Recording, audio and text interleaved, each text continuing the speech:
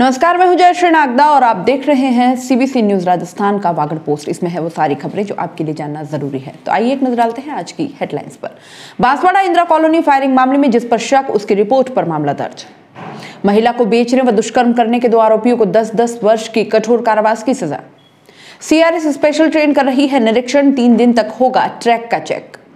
सरपंच पुत्र ने शराब के नशे में बीडीओ के सामने सचिव को पीटा और दोवड़ा सरपंच पति पर हमला करने का आरोप। और अब खबरें विस्तार से। बांसवाड़ा शहर के इंदिरा कॉलोनी में महिला को गोली लगने की घटना की गुत्थी अभी फिलहाल पूरी तरह सुलझी नहीं है। इधर पुलिस का दावा और रिपोर्ट भी कुछ और कहानी कह रही है। दूसरी तरफ जिसको गोली लगी जीनत, उसके परिजन कुछ और कहानी कह रहे हैं। सच क्या है फिलहाल पर्दे के पीछे है।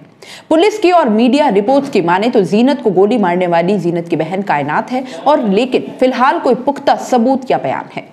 दूसरी तरफ परिजन जिस पर गोली चलाने के आरोप लगा रहे हैं, राजा तालाब निवासी तबरेज मोहम्मद, उसकी ही एक रिपोर्ट पर पुलिस ने कायनात पर केस दर्ज कर लिया है। जानकारी के लिए बता दें कि तबरेज मोहम्मद उस मृतक गुलरेज का जिसने पिछले दिनों सूदखोरी से तंग आकर खुदकुशी की थी, और उसका आरोप जीनत पर है जिसको गोली लगी।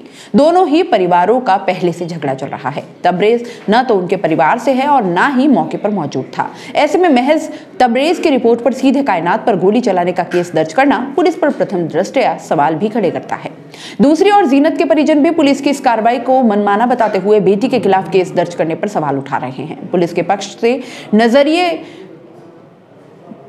से नजरिए को देखें तो यह भी हो सकता है कि घटना के वक्त मौजूद किसी प्रत्यक्षदर्शी या परिवार के किसी सदस्य से पूछताछ में पुलिस को कोई अहम जानकारी मिली हो। ऐसे में इस केस में अब घायल जीनत के होश में आने और उसके बयान से भी तस्वीर और साफ हो सकती है। इधर गोली लगने से घायल जीनत की हालत नाजुक बनी हुई है। उदयपुर के एक निजी अस्पताल में उसे वेंटिलेटर पर रखा गया है। पुलिस ने शुक्रवार को भी तबस्सुम और कायनात के घर की तलाशी ली और परिजनों से पूछताछ की। पंचायत समिति बांसवाड़ा के ग्राम विकास अधिकारी नरेश लबाना के साथ सुरवानिया सरपंच उषा देवी के पुत्र मुकेश ने शराब के नशे में शुक्रवार को बांसवाड़ा में पंचायत समिति कार्यालय परिसर में विकास अधिकारी खातूराम नीनामा की मौजूदगी में न केवल गाली गलौज की, बल्कि उसे पकड़कर मारपीट करने पर उतारू हो गया। पंचायत समिति के स्टाफ ने बीच बचाव करते हुए उसे बाहर उसकी गाड़ी तक छोड़ा। वहां भी सरपंच पुत्र मुकेश ग्राम विकास अधिकारी नरेश लबाना को गाली गलौज करता नजर आया। वहीं सरपंच पुत्र की दबंगई का भी वीडियो सामने आया है। इस मामले में सुरवानिया ग्राम विकास अधिकारी नरेश लबाना ने बताया कि सुरवानिया पंचायत में रिमोट मॉडल में कुछ लोगों के आवास सूची में नाम आए थे। जिन लोगों के नाम सूची में आए वे लोग अब गांव से बाहर ही रहते थे। इनमें से अधिकांश सरपंच के रिश्तेदार या परिचित हैं, और सरपंच पुत्र उन लोगों के नाम से बैंक खाते खुलवाकर वह राशि फर्जी रूप से उठाने को लेकर नाम चढ़ाने के लिए दबाव बना रहा था। इसको आए दिन वह फोन पर गाली गलौज करता था। नियमानुसार उन्होंने लाभार्थियों के सारे दस्तावेज मंगवाए, लेकिन उसने जमा नहीं करवाए। उन लोगों के बाहर रहने के कारण ग्राम पंचायत की ओर से उन नामों को निरस्त कर दिया गया था। इस बात को लेकर सरपंच उषा देवी का पुत्र मुकेश शराब पीकर फोन पर गाली गलौज करता था। इस मामले को लेकर विकास अधिकारी खातूराम नीनामा को अवगत करवाया था, तो उन्होंने शुक्रवार को सरपंच पुत्र को फोन कर बांसवाड़ा में पंचायत समिति कार्यालय बुलाया। सुरवानिया ग्राम विकास अधिकारी नरेश लबाना ने कोतवाली थाने में पंचायत समिति परिसर में समस्त उपस्थित कार्मिकों की मौजूदगी में सरपंच पुत्र मुकेश द्वारा गाली गलौज, मारपीट व जान से मारने की धमकी देने पर कोतवाली थाने में मुकदमा दर्ज कराया। सचिवों ने राज कार्य में बाधा का मुकदमा दर्ज करवाने की मांग की है। इस पर कार्रवाई नहीं करने पर 21 दिसंबर से संघ अनिश्चितकालीन काम का बहिष्कार करने का निर्णय लिया गया है। दोवड़ा ग्राम पंचायत के सरपंच पति ने दोवड़ा पंचायत समिति सदस्य पर जान से मारने की नीयत से टक्कर मारने व अपहरण करने का आरोप लगाते हुए पुलिस अधीक्षक को परिवाद सौंपा है और कार्यवाही की मांग की है। नया गांव निचला निवासी दयाशंकर परमार ने पुलिस अधीक्षक को परिवाद रिपोर्ट देकर बताया कि इनकी पत्नी कल्पना दोवड़ा सरपंच है। 16 दिसंबर की शाम को दयाशंकर अपनी गाड़ी से जा रहा था। पंचायत समिति सदस्य सुरमाल परमार ने स्कॉर्पियो गाड़ी से पीछा किया। जान से मारने की नीयत से हवाई पट्टी के पास कार को टक्कर मारने के लिए तेज गति से लेकर आए। इस पर बचाव के लिए गाड़ी को कच्चे रास्ते पर उतार दिया। दयाशंकर को स्कॉर्पियो गाड़ी में पकड़कर डाल दिया गया। विरोध करने पर मारपीट की गई। इसके बाद दयाशंकर ने गाड़ी का दरवाजा खोलकर कूद गया। सरपंच पति दयाशंकर ने आरोप लगाया है कि सुरमाल परमार की ओर से पंचायत के कार्य में दखलंदाजी करने, अवैध वसूली की मांग करने व पूंजीलाल परमार का साथ नहीं देने पर धमकियां देने का आरोप लगाया है। और यहां रुकेंगे एक छोटे से ब्रेक के लिए। ब्रेक के बाद जल्द हाजिर होंगे। गुलाबी सर्दी अब देने लगी है दस्तक, और सर्दी है तो गर्म कपड़े याद आएंगे ही। तो 25 सालों से उदयपुर संभाग का भरोसेमंद, हर वर्ष की तरह इस बार भी आपका अपना तिब्बतियन मार्केट समोर बाग उदयपुर में सज चुका है, जहां आपको फिक्स रीजनेबल प्राइस में मिलेंगे अपडेटेड और latest fashionable collection, trending clothes, seasonable कपड़े, शॉल, स्वेटर, जैकेट बच्चों के लिए और बड़ों के लिए भी। उदयपुर के समोर बाग में आपका तिब्बतियन मार्केट सरकार की स्वीकृति और कोविड-19 गाइडलाइन के अनुसार हर ग्राहक है हमारा मेहमान, जिसका रखते हैं हम खास ख्याल। साफ सफाई और सैनिटाइजेशन की पूरी सुविधा और व्यवस्थित पार्किंग के साथ। तो सोच क्या रहे हैं, चले आइए उदयपुर के समोर बाग में स्थित तिब्बतियन मार्केट में। फैशनेबल, सुसज्जित और कोविड से सुरक्षित Tibetan market.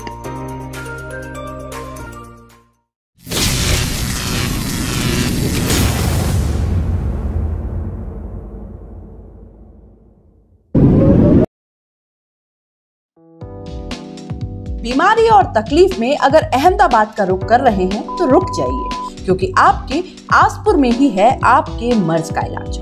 Siddhi Vinayak multi speciality hospital. Siddhi Vinayak multi speciality hospital आपके आसपुर में ही देता है हर वो सुविधा जिसके लिए आप दौड़े जाते हैं गुजरात। यहाँ आपके लिए हर मेडिकल सुविधा है, फिजिशियन एवं सर्जन की सारी खूबियां।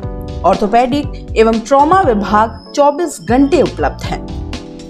यहाँ प्रसूति एवं स्त्री रोग विभाग में स्त्री रोग विशेषज्ञ रखते हैं हर प्रसूता का बेहद खास ख्याल। हर विभाग में है अनुभवी जिम्मेदार डॉक्टर जिनकी निगरानी में रहते हैं आप हर समय, यानी कि 24 घंटे। अरे रुकिए, इतना ही नहीं, अब दंत रोग विभाग का भी हो चुका है शुभारंभ। यहाँ अत्याधुनिक सुविधाओं से लैस डेंटिस्ट रखते हैं आपके दांतों का ख्याल।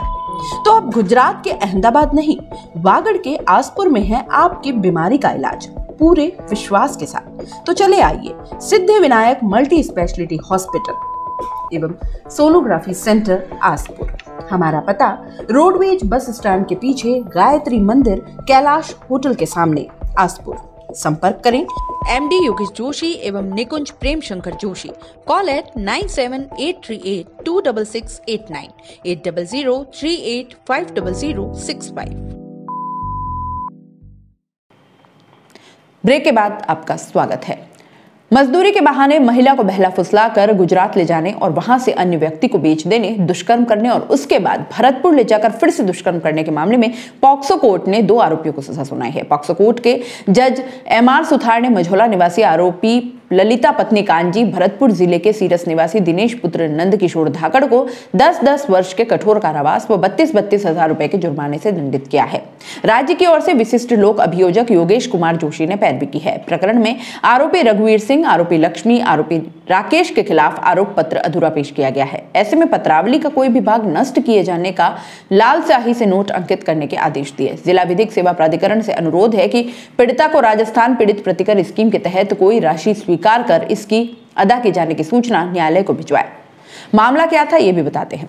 4 जून 2018 को परिवादी ने पुलिस को रिपोर्ट देकर बताया कि 15 मई 2018 को ललिता उसके घर पर आई। कहने लगी कि तेरे घर की माली हालत खराब है, अगर अहमदाबाद हमारे साथ आए और मजदूरी कर कमाए तो घर की माली हालत अच्छी हो जाएगी। पीड़िता ने कहा कि घर पर पति व अन्य लोगों से पूछ कर आऊंगी। इस पर ललिता ने कहा कि वह मना कर देंगे, चल अभी मेरे साथ, वहां से उनको फोन कर बता देंगे। इस तरह से बहला फुसलाकर उसके साथ चलने के लिए मजबूर कर दिया और उसे अपने साथ मझौला ले गई। वहां से एक महिला और साथ हो गई जिसका नाम नहीं जानती है। इसके बाद दोनों महिलाएं डूंगरपुर बस स्टैंड से अहमदाबाद ले गई।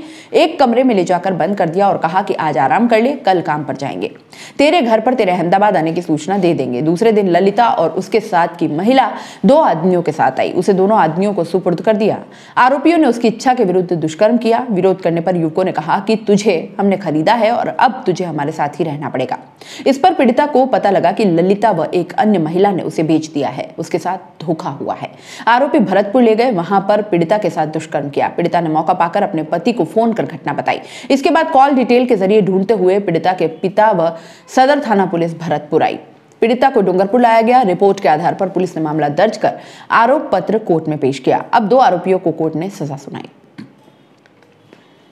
उदयपुर अहमदाबाद आमान परिवर्तन पर डूंगरपुर से रायगढ़ के बीच 72 किलोमीटर रेलवे ट्रैक का रेलवे सुरक्षा आयुक्त यानी CRS RK शर्मा द्वारा अपनी तकनीकी अधिकारियों की टीम के साथ शनिवार से आगामी 3 दिन तक निरीक्षण किया जा रहा है। शुक्रवार को CRS स्पेशल ट्रेन से रायगढ़ पहुंच गए हैं। CRS शनिवार सुबह 10:30 बजे रायगढ़ स्टेशन से टीम सहित मोटर ट्रॉली से पहले दिन 25 किलोमीटर यानी लुसाड़िया स्टेशन तक निरीक्षण हो रहा है। ट्रेन गुजरने के बाद मोटर ट्रॉली से ट्रैक का निरीक्षण भी किया जा रहा है। इस दौरान उनके द्वारा रायगढ़, सिनोक, शामलाजी और लुसाड़िया स्टेशन का निरीक्षण किया जाएगा। निरीक्षण में ट्रैक के जॉइंट कितने मजबूत हैं, ट्रैक पर लाइन को बांधे रखने के लिए लगाई गई क्लिप कितनी निकली, अलाइनमेंट कितना बिगड़ा, समपार फाटकों व रेलवे स्टेशन पर सिग्नलों ने सही काम किया या नहीं आदि सभी बिंदुओं पर फोकस किया जाएगा। इससे पहले उनकी 12 डिब्बों वाली CRS स्पेशल ट्रेन 10:15 बजे रायगढ़ से 120 किलोमीटर प्रति घंटा की रफ्तार से निरीक्षण करते हुए 10:30 बजे करीब 40 किलोमीटर तय करते हुए शामलाजी स्टेशन पहुंची।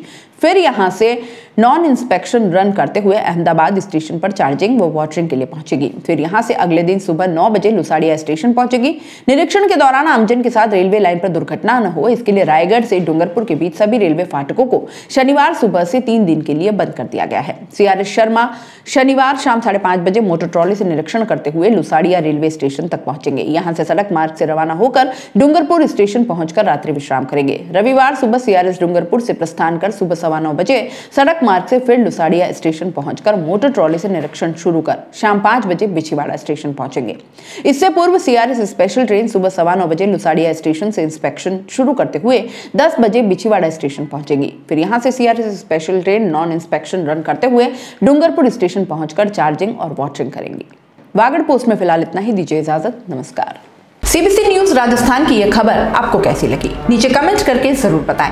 अगर आप YouTube पर देख रहे हैं तो CBC न्यूज का चैनल सब्सक्राइब करिए, पास में दिख रहे बेल आइकन को भी दबाइए ताकि जब भी हम आपके लिए कोई खबर, कोई जानकारी लेकर आए तो सबसे पहले आपके पास नोटिफिकेशन पहुंचे। अगर आप Facebook पर देख रहे हैं तो CBC न्यूज का पेज लाइक करिए। अगर आप Instagram पर देख रहे हैं तो आप हमें फॉलो कर सकते हैं।